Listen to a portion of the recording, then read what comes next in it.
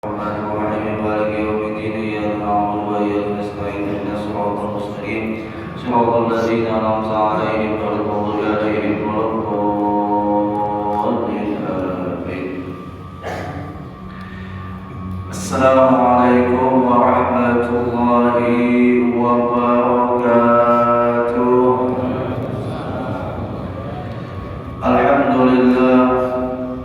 الحمد لله حمدا ينور به القلوب وينكه به عن كل الشروب.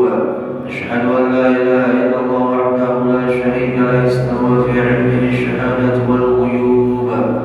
وأشهد أن سيدنا ونبينا محمدا عبده ورسوله الحبيب المحبوب.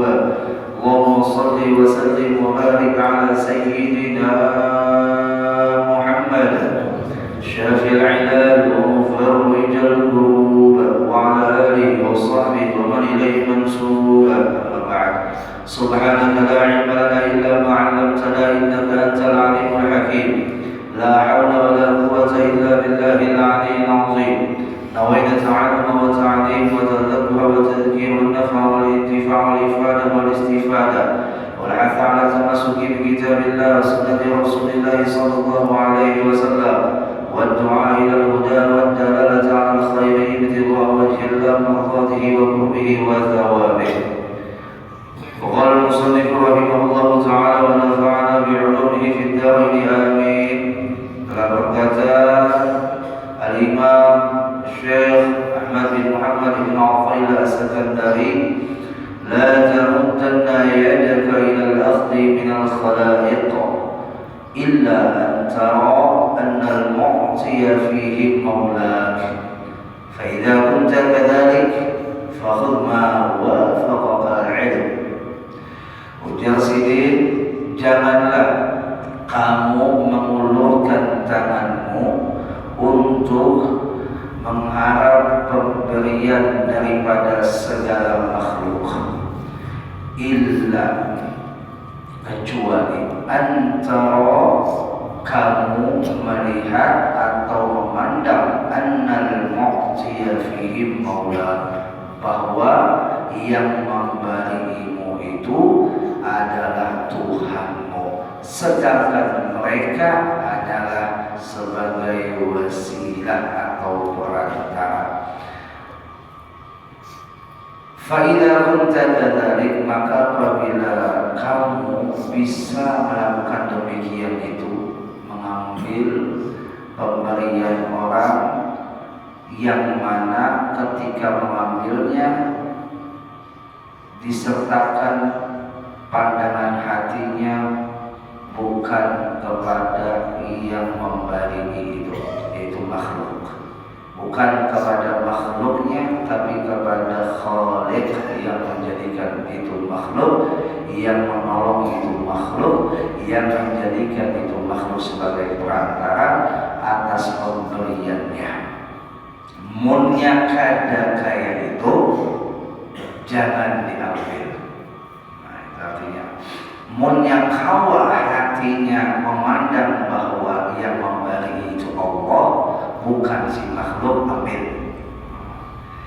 Maka apabila sudah melakukan demikian itu, hendaknya fakhudh ma wafaqaka al-'ilm, mengambilnya itu barang, mengambilnya itu pemberian yang tadi dipandang kepada Allah yang memberi, maka muwafaqahkan, diselaraskan sesuai dengan pengetahuan atau sesuai dengan pengetahuan, sesuai dengan ilmu. Di sini Al-Imam Syekh Ahmad bin Muhammad bin Athaillah As-Sakandari, beliau mengingatkan kepada orang yang berada di maqam tajrid. Jadi pembahasan di sini adalah pembahasan khusus bagi orang yang berada di maqam tajrid. Rezeki itu diberikan oleh Allah melewati daripada dua hal keadaan Satu, boleh jadi manusia itu menjemput atau mengambil rezeki Allah dari cara kasbiyah, usaha, disebut dengan maqam asbab. Boleh jadi manusia itu mengambil rezeki Allah atau menjemput rezeki Allah dengan wahbiyah, pemberian tanpa usaha. Disebutlah manusia ini berada di maqam tajrid. Satu, itu manusia dapat rezeki melewati usaha ikhtiar seperti berdagang, bertani, berusaha, ya kan?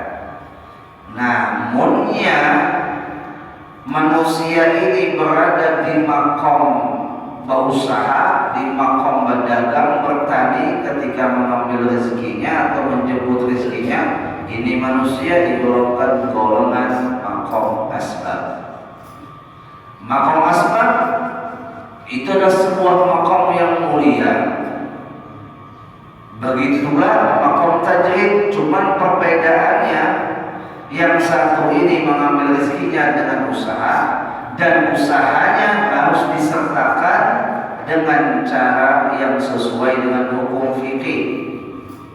Dia berusahanya kadang melanggar aturan agama, jual belinya sesuai aturan di dalam agama, akad jual belinya sesuai aturan agama, munyainya sudah melaksanakan sesuai aturan agama. Ketika mengambil rezeki melewati jalan kasbiyah atau di maqam asbab ini, maka dia sedang berada di maqam asbab yang terpuji. Namun jika seandainya ini manusia mengambil rezekinya dengan usahanya itu tapi melanggar syariat Allah, melanggar aturan-aturan yang ada pada agama, maka dia sedang berada di maqam asbab yang tercela. Jual belinya ada riba, maka jual belinya itu adalah usaha yang membuat maqam asbabnya menjadi tercela. Nah, sedangkan pembahasan yang disebutkan di dalam kalam hikmah Imam Ibnu Athaillah ini adalah orang yang berada di maqam tajrid. Orang yang berada di maqam tajrid ini kada begawi, tahu ibadah aja, tahu dakwah aja, tahu khidmah lawan Allah aja, kada tahu urusan yang namanya begawi dunia. Nah, orang yang berada di maqam tajrid ini, dia bisa mendapatkan kemuliaan di maqam tersebut dengan dua syarat, disebutkanlah di sini. Syarat yang pertama, dia tidak mengambil pemberian makhluk. Karena orang yang berada di maqam tajrid ini makhluk yang Allah jadikan sebagai perantara datangnya rezeki tanpa usahanya si maqam tajrid. Tetap ya kan mantari baras, tetap mantari duit. Syaratnya ketika ada makhluk yang mengantarinya makanan, duit dan lain sebagainya, itu adalah ia harus memandang pemberian itu bukan pemberian makhluk. Dia pandang dengan pandangan tauhid, itulah pemberian Allah. Kalau seumpama dia menerima, memandang itu pemberian makhluk, lalu akhirnya dia terikat kepada itu makhluk sampai akhirnya mengatakan kada sidin ini bukan buah hidup, kada sukses maqam tajridnya, rusak maqam tajridnya, jadi tercela maqam tajridnya. Bahasa lain di dalam ilmu tasawuf, orang yang berada di maqam tajrid yang tidak sesuai syarat dan ketentuan di dalamnya, adalah orang yang memaksakan diri berada di maqam tajrid padahal dia belum siap atau tidak tergolong daripada golongan orang yang berada di maqam tajrid. Karena konsekuensi orang yang berada di maqam tajrid itu kadang mengharap yang namanya dunia, tapi dunia yang menyasarinya. Hendaklah biar berada di maqam tajrid. Ya jangan hendaklah. Ada kawan kehendak ini. Itu pilihan Allah. Kemudian dihendak oleh Allah di maqam asbab, yang dihendak oleh Allah di maqam bagawi, maka begawilah dengan bujur, begawilah dengan sesuai ketentuan agama, maka begawinya pian itu akan menghasilkan kebaikan buat pian, keluarga pian, dan bahkan jalan pian yang sampai ke surga. Urusan rezeki yang namanya harta ini pertanyaannya dua, nanti dipertanggungjawabkan di yaumil hisab, di yaumil mizan.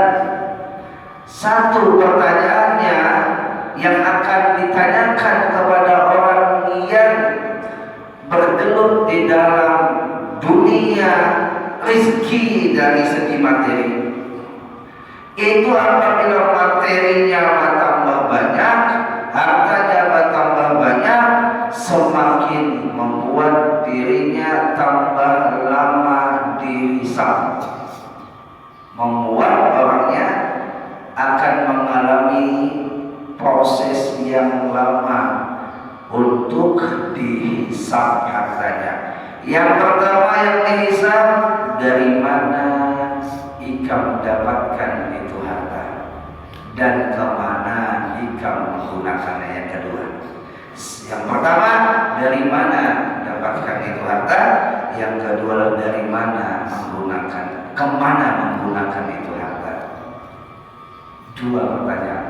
Kalau yang umum ilmu itu pertanyaannya satu aja, kemana ilmu digunakan. Kalau ilmu kemana ilmu diamalkan, sudahkah ilmu diamalkan. Pertanyaannya cuma satu, sudahkah diamalkan. Tapi kalau harta dua. Nah, jadi orang yang berada di maqam asbab, lanjutkan aja perjalanan yang di maqam asbab, jangan melirik orang yang berada di maqam tajrid. Karena apabila pian memaksakan diri melampas maqam asbab itu, lalu pian masuk ke maqam tajrid yang sebenarnya pian itu bukan berada di maqam tajrid, yang akan terjadi kepada pian adalah di maqam asbab akan gagal, di maqam tajrid pun akan gagal. Contoh, orang yang berada di maqam asbab melirik orang yang berada di maqam tajrid, hujah orang yang begawi, nyamanlah di sini begawi kan dapat duit, duduk di pesawat, duduk di pesajadahan, beramal, habis itu lagi khabar, macam duduk di majlis, ujuk-ujuk sini, akhirat aja yang digawi sini. Habis itu ucap kalau begini emaknya, kau bikin begawi, kau hantar dari sini, lapas kalian, lalu mampar sajadah, amalan setiap pembacaan dan lain sebagainya, meninggalkan gawiannya, meninggalkan maqam asbabnya. Sebulan, 2 bulan, habis duit simpanan. Habis duit simpanan, akhirnya apa yang terjadi? Gaulung. Nah, bayulah si dapat tanpa mencari, seorang ada dapat tanpa mencari. Maka itu mana pegawai tak pulang ya, mulai pulang pegawai ya, pelanggan sudah hilang ya, pelanggan sudah hilang, bisnis sudah muncul, hanya berpikir pula membangun gawian mulai nol pula, kacau, bisa-bisa menyalahkan Tuhan. Ya Allah, ulunnya sudah juga mengamalkan amalan sendiri, kenapa uang ada materi duit? Ya Allah, di makam asbab tanai. Anda di situ kenapa ya kamu pindah? Bisa-bisa nak pindah ke makam tajrid. Di situ pula orang yang berada di makam tajrid, jangan melirik orang yang berada di makam asbab. Karena apabila orang yang sudah ditetapkan oleh Allah berada di makam tajrid, itu dia memaksakan untuk pindah ke makam asbab, maka makam tajridnya rusak, makam asbabnya pun rusak. Contoh, Siti sudah nyaman, ada aja yang dari makanan, gawian Siti dari ibadah, dakwah, mengajar, ada tahu urusan pegawai. Itu aja gawian Siti. Orang mantari, orang menjulungi, tiba-tiba bertemu lawan pos batu bara. Melihat pos batu bara pendapatan sebulan 100 juta, bahkan sampai 1 M, 1 MPR. Berucap di dalam hati, nyamannya lah jadi pos batu bara, sebulan dapat duit 100 juta. Mereka pegawai batu bara, daripada aku duduk di pesawat belajar dapat mampak dapatnya cuma segitu aja. Memaksakan diri pindah ke makam asbab. Apa yang terjadi? Sajadahnya ditinggalkan, muridnya mucai ditinggalkan, sekolahan majelisnya ditinggalkan, akhirnya sibuk pegawai. Makam tajridnya rusak, makam asbabnya ia masukin kacau. Kenapa? Ada ahli di bidang itu, memaksakan diri pada bidang yang bukan ahlinya. Apa ujar Nabi? Idza usida al-amiru ila ghairi ahli fantadhir as-sa'ah. Apabila yang memerintah atau memegang suatu perkara itu bukan ahlinya, fantazir as-sa'ah, tunggu kehancurannya. Ada ahli membaiki mobil, coba-coba membaiki mobil, mobilnya baik, kadang ngoroknya bertambah.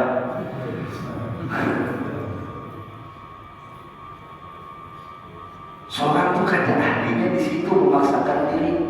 Seorang ada ahlinya di politik, memaksakan diri masuk politik. Ujung-ujungnya apa? Di politik juga. Tadinya hendak menjadi tokoh politik, mana sih di politik juga. Di pemurihan habis itu jadi kadang pulang paginya ya kan, amal yang sudah dibagi tarikinya pulang, masya Allah. Jadi orang yang sudah berada di makam tajrid, jalankan makamnya dengan baik. Karena sejatinya orang berada di makam tajrid kadang mengharap dunia yang lebih. Jangan mengharap aku hendak bisi rumah yang kayak ini, aku hendak bisi mobil sekian banyak, kadang mengharap. Itu orang yang ujung-ujung berada di makam tajrid. Tapi sini bisi mobil, sini kadang mengharap. Tapi sini bisi mobil, sini kadang mengharap. Dan jangan lupa mantari mobil, mantari surat tanah, mantari bini, Ustaz ini efek menang situ ya. Ini akan mengharap. Nah, apabila pula si orang yang berada di makam tajrid dijuluki mobil, dijuluki rumah, dijuluki duit, dijuluki apa saja yang namanya dunia ini, dia kadang memandang kepada makhluk yang memberi, tapi memandang kepada Allah yang Khalik, yang menjadikan itu makhluk, yang menjadikan pemberian itu ada. Itu yang dipandangnya itu Allah.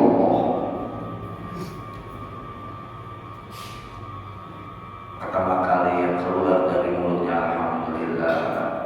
Kalau kita kadang terima kasih dulu, alhamdulillahnya kadang ingat, kadang ada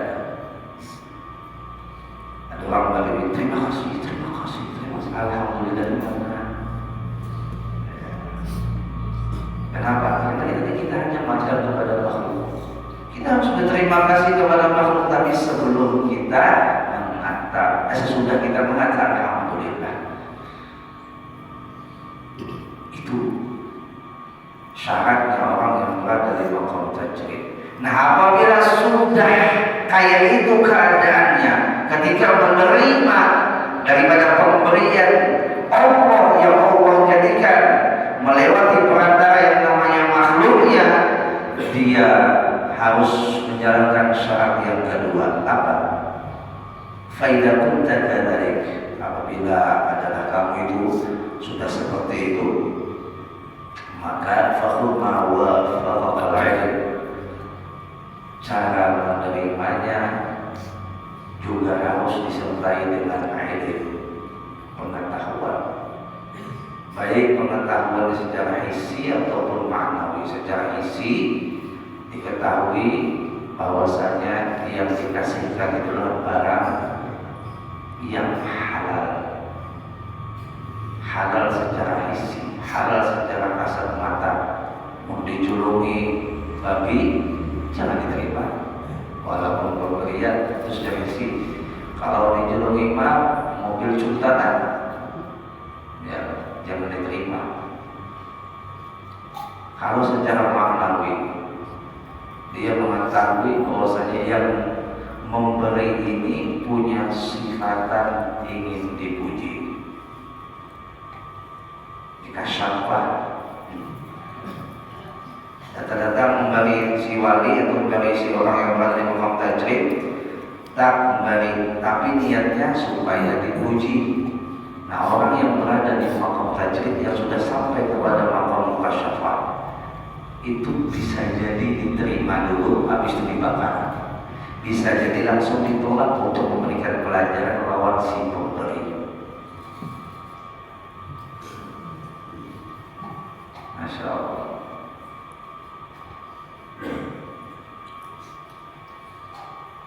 Di antara pelajaran yang kami dapat daripada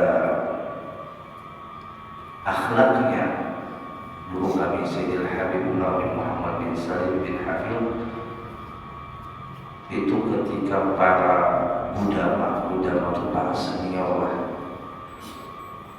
murid-murid Sayyidil Habibullah yang angkatan pertama, kedua, dan ketiga itu adalah angkatan senior. Itu mereka setiap kali berkunjung ke Tarim ataukah Sayyidil Habib Umar datang ke Indonesia, selalu menyiapkan hadiah-hadiah yang fantastis. Niat untuk apa? Untuk mendapatkan senyuman setidaknya daripada Sayyidil Habib Umar. Tapi nyatanya apa? Siapapun yang memberi, presiden lah, menteri lah, sampai murid sidin, nominalnya mau sedikit kan banyak kan, wajah sidin kada berubah, datang sama. Wajah sidin datang sama. Yang keluar dari mulut sidin, alhamdulillah, jazakumullah khair, barakallahu fiik, akramakumullah, wafaqakumullah. Doa-doanya coba kayak kita dulu orang lihat banyak, wah makasih. Sudah ada kawan bagi sedikit berubah-ubah. Menandakan apa? Muka Sayyidil Habib yang kadang berubah ketika diberikan sesuatu yang bervariasi, nominalnya bervariasi, barang yang diberikannya tetap datar. Itu menandakan apa bagi sini? Yang kita tuh untuk belajar dari hal ehwal sini, menandakan sidin kadang terhipnotis atau terikat keadaan sidin itu kepada sesuatu yang diberikan makhluk. Datang Presiden Yaman ke Darul Mustafa waktu Yaman masih ada pemerintahan yang baik, tidak lagi. Tentang presiden yang menggoda Mustafa. Presiden itu datang umumnya kita kayak merasa bahagianya kan. Sikap kita pun kadang-kadang bisa dibawa dengan suasana yang kada ingat lawan keadaan kita. Pastinya kalau disupport kan. Sudahnya tuh menyembah presiden masuk ke foto. Luar biasa pokoknya sambutan sebagainya. Sehingga santai. Presiden kasih apa ada santai. Sampai-sampai dari pihak pengurus pondok itu bisiki Habib ada presiden selesai acara tetap sini ajak ke rumah makan santri, tamu, guru, habib, masyaikh, presiden, menteri sama makanannya berbeda membuat tamu masjid istimewa semua dia membuat tamu sana dibuka sidin hari Jumat setelah salat Jumat itu dibuka untuk makan di rumah sidin secara umum khusus tamu yang di luar dari mau tamu itu orang Banjar, orang Indonesia, orang Amerika, semuanya boleh datang makan langsung bawa sidin. Itu tiap hari Jumat setelah sembahyang Jumat. Makanannya biar kalau kita beli seceper nasi mandi dengan kambing gitu, kemungkinan memakan duit sekitar 2 jutaan. Kita bisa makan cuma 4, berarti kalau 4 2 juta 500.000 seorang. Ya, belum lagi syahinya. Syahinya ada 3 macam, ada Syekh Ahmad, Syekh Akbar, Syekh Asfar, Masya-Allah. Belum lagi buah-buahannya, belum lagi rotinya, lengkap. Karena beda, mau raja yang datang, mau santri yang datang, mau tamu yang datang, makanan istimewa, beda-beda. Coba kita, kan? Mau nyambat tamu tuh aja, pokoknya spesial. Mau nyambat tamu tuh kekawanan biasa. Baju putih gitu ya.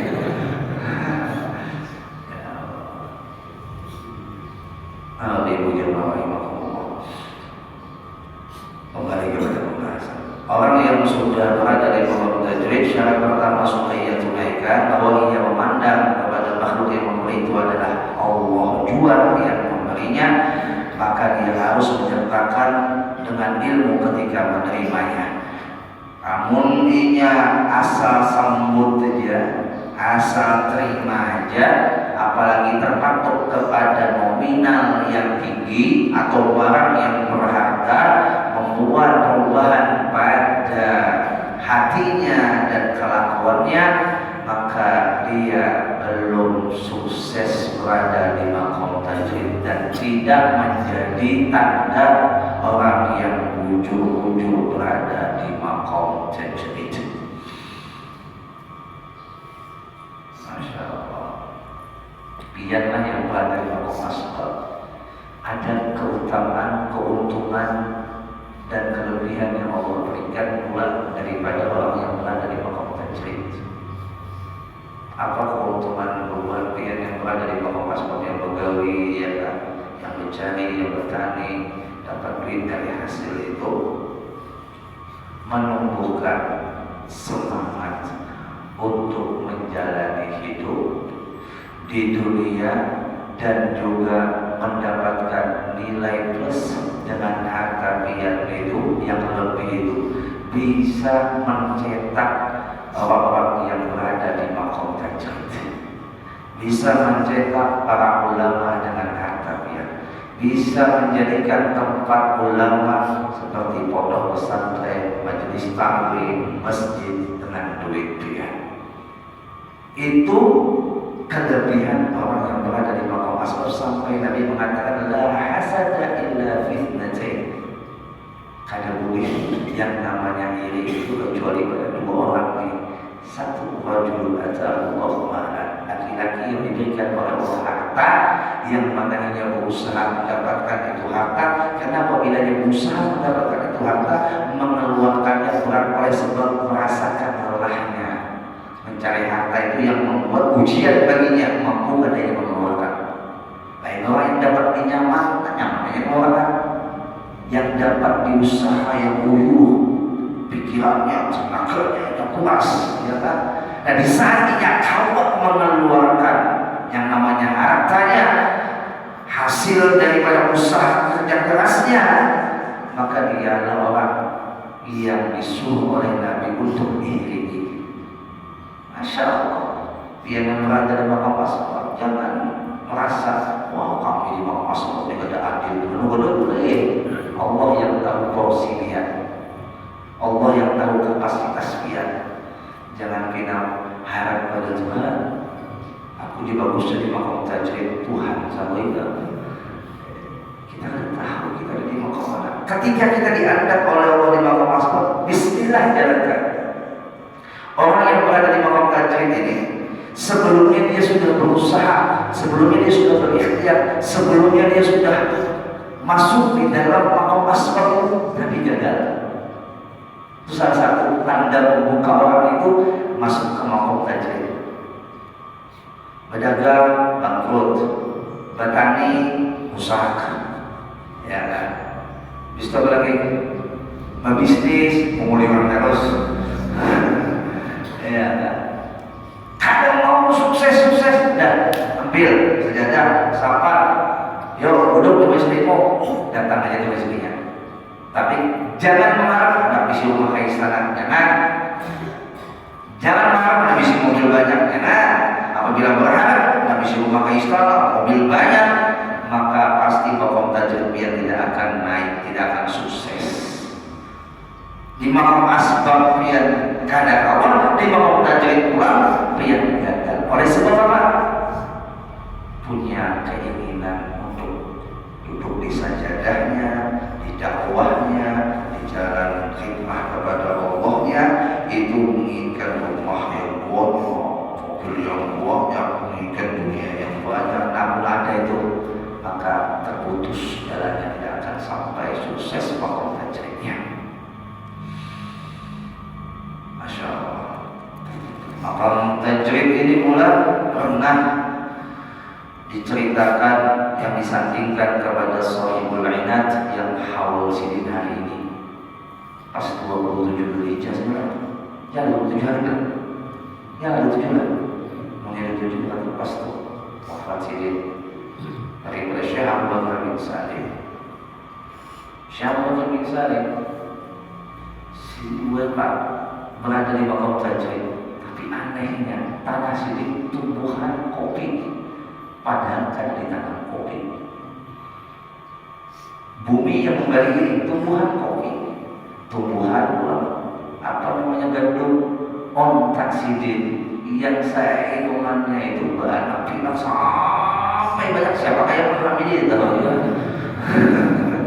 Istilah binatang ya, punya lepas ada tentang kawan sikatnya, ada perlu harus pakai surat nikah.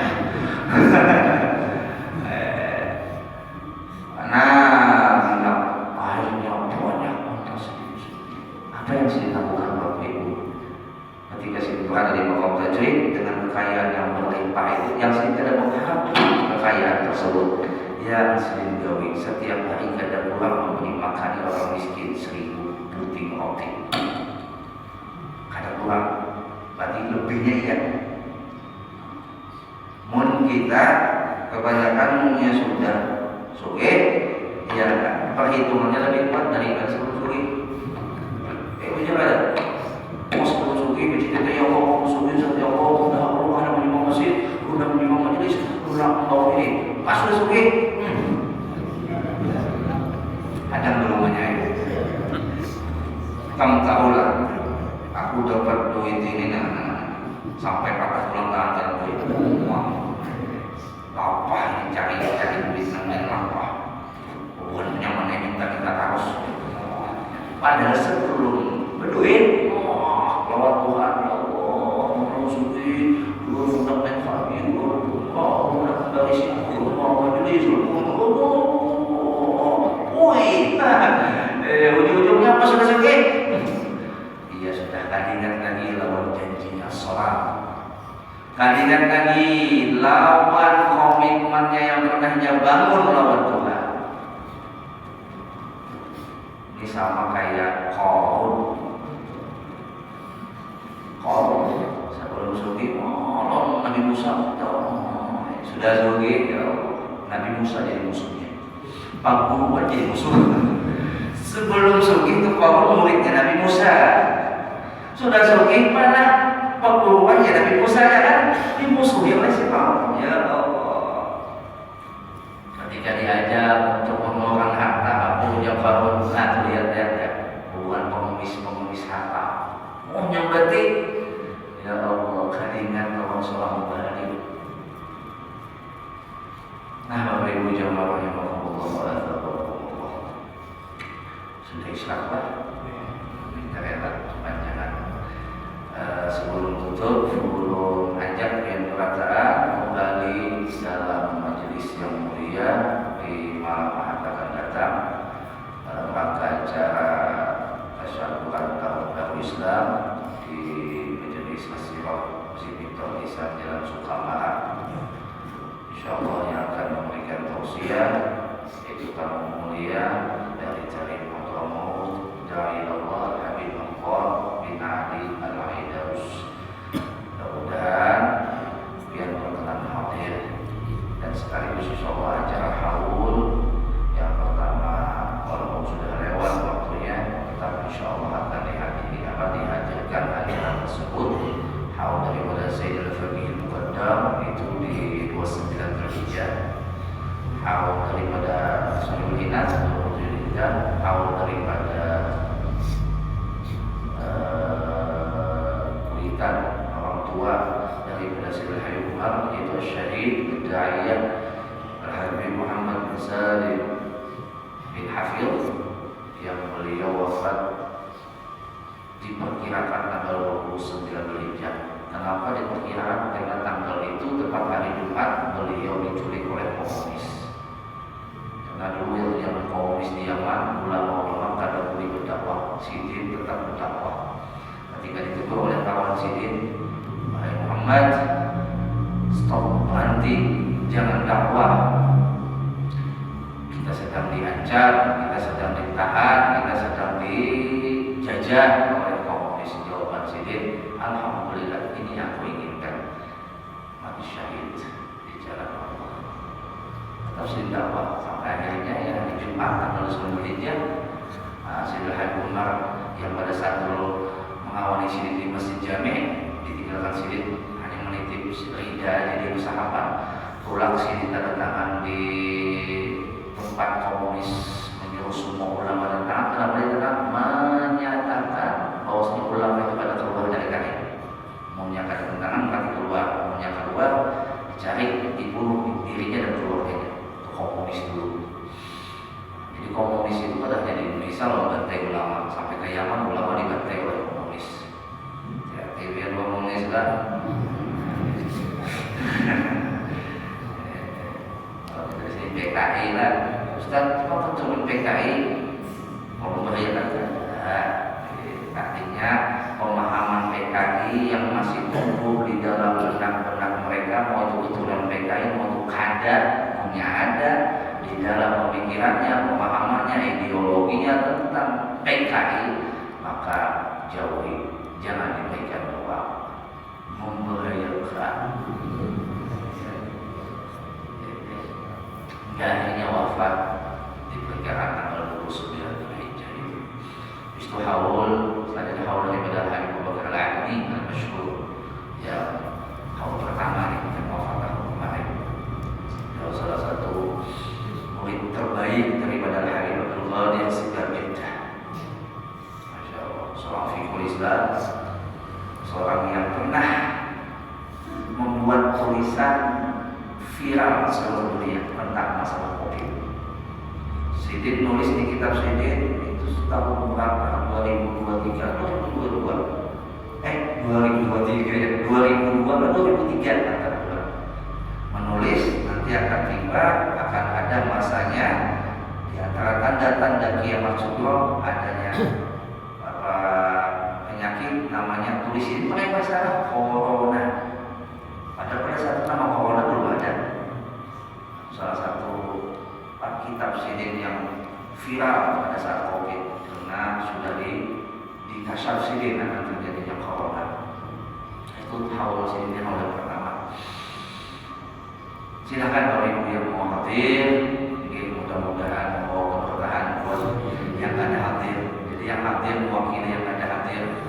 dikatakan yang pada hadir yang diwakili oleh hadir ingat-ingat nanti bisa ngomosnya kok. Kalau hadir berkata alhamdulillah. Al-Fatihah. Bismillahirrahmanirrahim.